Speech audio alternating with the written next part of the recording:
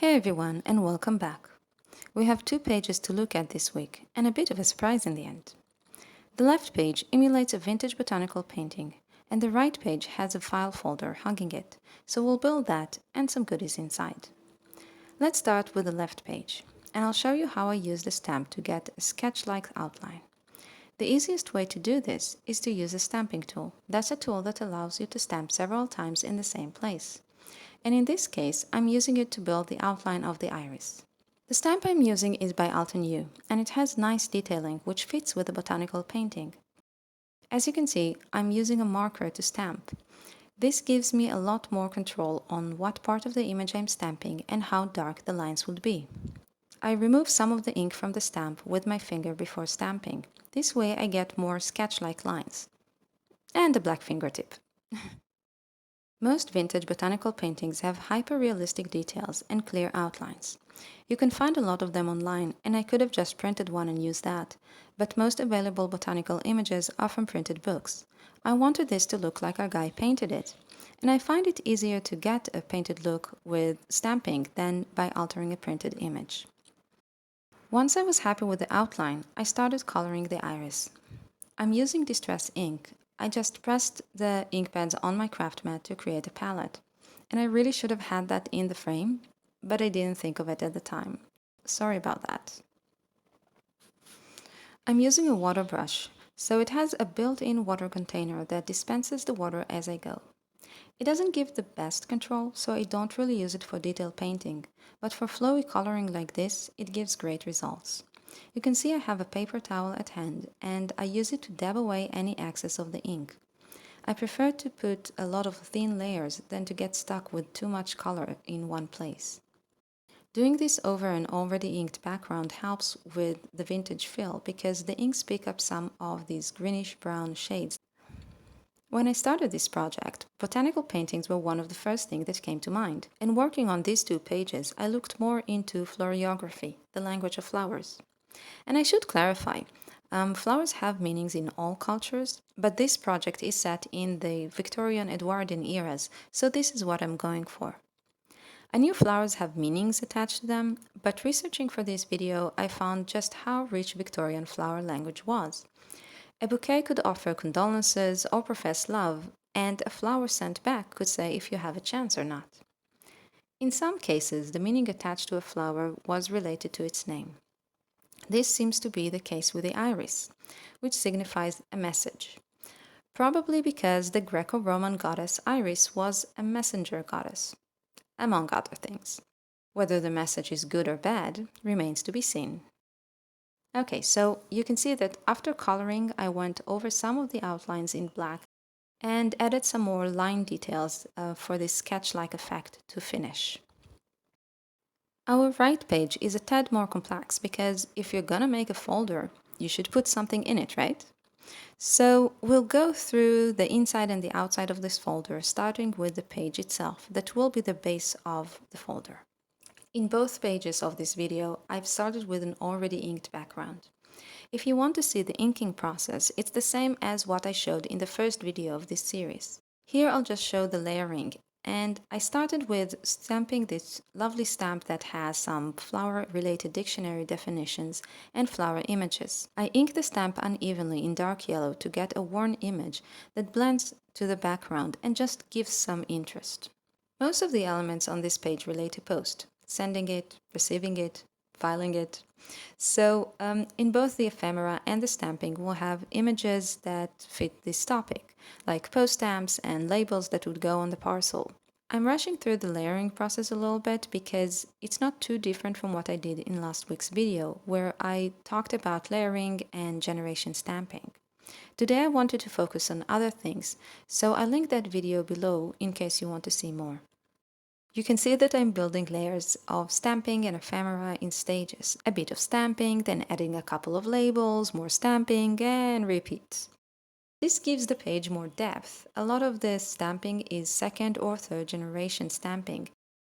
And we get this more or less unified look overall, but when you look closely, all the details are there. I always plan the composition ahead, but things shift as I work because Especially with stamping, when you place the stamp on the page in the planning stage, it looks bulkier than the final image, so you always need to make some adjustments. Plus, it's always good to leave room for that last-minute unexpected idea. The folder was created by adding two flaps to the base page, so first we need to get them ready. I'm starting with the top flap, and it has two layers, a base and a lining piece. I use two layers to make the flap stronger, and also because then I can sandwich the ribbon between them. The flap pieces were cut using a die to create this beautiful edge. I mean, yeah, I could just have a straight line, but why not have a decorated edge instead? One of the benefits of using cutting dies is that you can easily get unique shapes and details, like that stitch frame on the lining piece. Isn't it cool? Placing the ribbon between two layers makes sure that it won't budge even as the folder is opened and closed, and it also gives the whole thing a nice finish. I wanted to have a pocket inside the folder, mainly to make sure that what I put in the folder stays there, but also because it just looks more interesting than a blank page. So I cut a piece of cardstock to the size I wanted, making sure that the edge fits the base perfectly, and adhered them together. In the inside seam, I made this little fold you can see, so the pocket will open easier.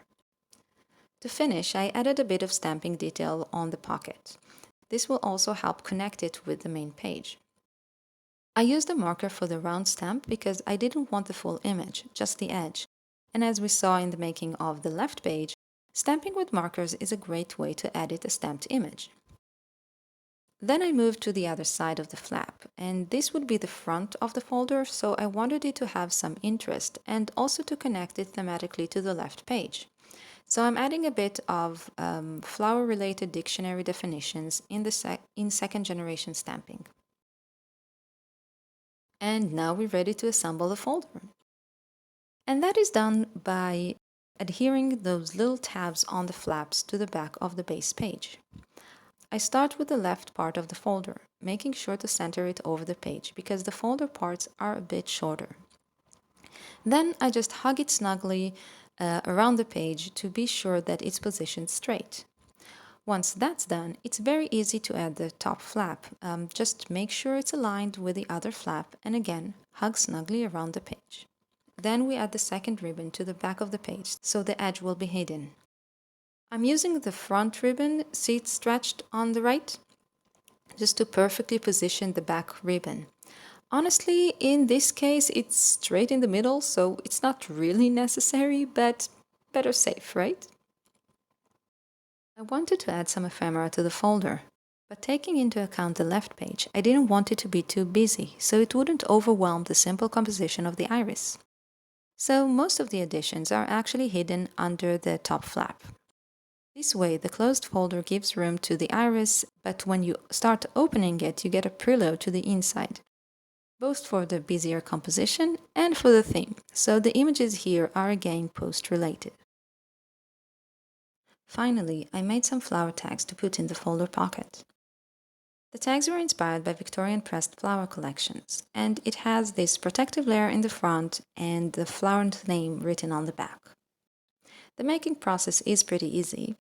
I started with this small tag and stamped a frame on one side. This would be the front. Then I added the line and the little number stamp on the back. Off camera, I wrote the name and stained the back, keeping the front pretty much clean. The idea is that it was hidden beneath the protective layer, so I did stain the vellum a bit, but not too much because I do want the flower to show through. This tag is for a pansy, so I had the flower pressed and ready, and now I just position it in the frame and attach it with this tiny piece of paper, really a sliver. This is how Victorians attached pressed flowers to the page. They didn't have sellotape after all. Pansies, by the way, stand for thoughts, or something like you're in my thoughts. Like the iris, the meaning is connected to the name. Pansy comes from the French word for thought, pensée, I believe. Please excuse my pronunciation. And it's from the same Latin root as the English word pensive. I do take these meanings into consideration when I make the pages, and you can read more about it in my blog. In the video, I just don't have the time to go into it. To finish, I adhered the vellum tag at the top so we can peek under to see the flower. I made one more off camera, so I had 3 tags in total, and I tied them together in a string and put them in the folder. Here's a closer look on the finished tag. You can see all the details. It's pretty lovely. And now let's have a look at the finished pages. You can see that I added some stamping for the iris and how the pages balance each other. And when you open the folder, you have the tags inserted in the pocket. And what's this? What have we here?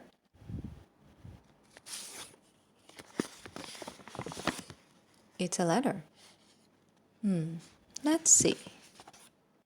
Dear, 3 weeks and no word. Your work keeps you occupied, I am sure. But would you not find time to write a few lines to those who care for you? The circumstances of your departure are unfortunate, but please do not imagine they changed my affections. Will you not consider a change of heart? This cannot be what you truly desire. If... Well, that raises some questions, doesn't it? What were their circumstances? Did he even live by choice? We'll have to wait till next week to find out more. Till then, thank you for watching.